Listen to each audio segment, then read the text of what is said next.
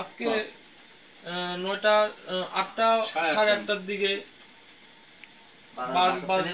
বাজার থেকে যখন বাসায় আসি তখন এসে দেখি বাড়ির 3টা তালা কাটা।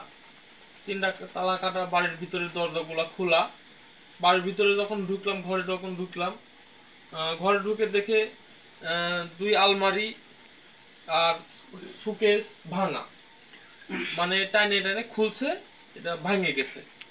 আর তোষকের নিচে চাবি টাবি ছিল, কিছু টাকা পয়সা ছিল, আলমারির ভিতরে কিছু গহনা ছিল, ড্রেসিং টেবিলের ভিতরে কিছু টাকা ছিল। এই টাকাগুলা নিয়ে গেছে। আর টাকা মোটামুটি 20,000 20-25,000 টাকা হবে। গহনা গহনা 2টা সেন নিয়ে গেছে। আর কিছু চাউল নিয়ে গেছে।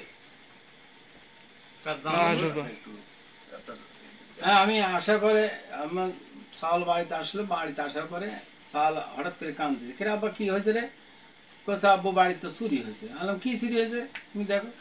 3টা তালা কাইটি ফেলাইছে, গেট টেট ভাঙে টেগে লিয়া, দরজা ভাঙে লিয়া এসে ঘরে এসে দেখি যে এই ঘটনা।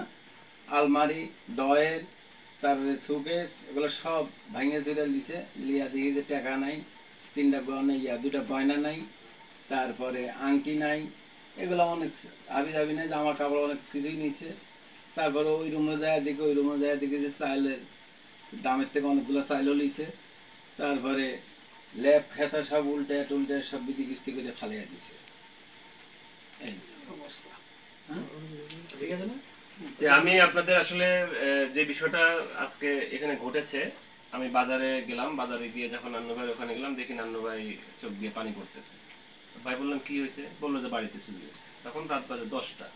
তাই বললাম এই সময় চুরি? কবে চুরি হয়েছে? বললো যে রাত্রে 9টার ভিতরে চুরি হয়েছে। আমার ছেলে বাসায় গেছে, ছেলে বাসায় দিয়ে দেখে যে তোর তালা কাটা। আসলে যে ঘটনাটা ঘটতেছে, একের পরে এক যেভাবে চুরি হচ্ছে, যেভাবে দোকানপাট থেকে রাত্রে গ্রিল কেটে মালামাল নিয়ে যাচ্ছে। কয়েকদিন আগে আমাদের কালিকাপুর 9 নং ওয়ার্ডে মনোজ কুমার আঙ্কেলের দোকান থেকেও কিন্তু প্রায় 4-5 লাখ টাকার মালামাল নিয়ে গেছে। এর আগে আরো কয়েকটা দোকান থেকে নিয়ে গেছে, গ্রিলের দোকান থেকে। আজকে দিনে বলা যায় 9টা মানে কি, 9টা মানে এখন সবাই কিন্তু বাহিরে, সন্ধ্যায় হয় 7টায়। সেই জায়গায় 9টায় যদি আজকে এই অবস্থা হয়, তাহলে আমাদের নিরাপত্তাটা কোথায়?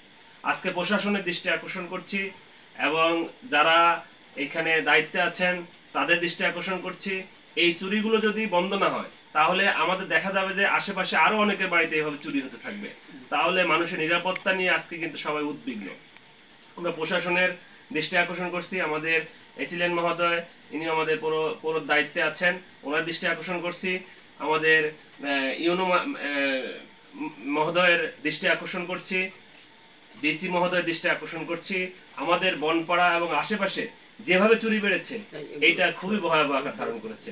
আপনারা যদি এখনই এটার ভূমিকা না নেন, তাহলে আমাদের জন্য সামনে আরো কঠিন সময় আমাদের মনে হয় যে আমাদের কাছে মনে হয় ভোগ করতে হবে।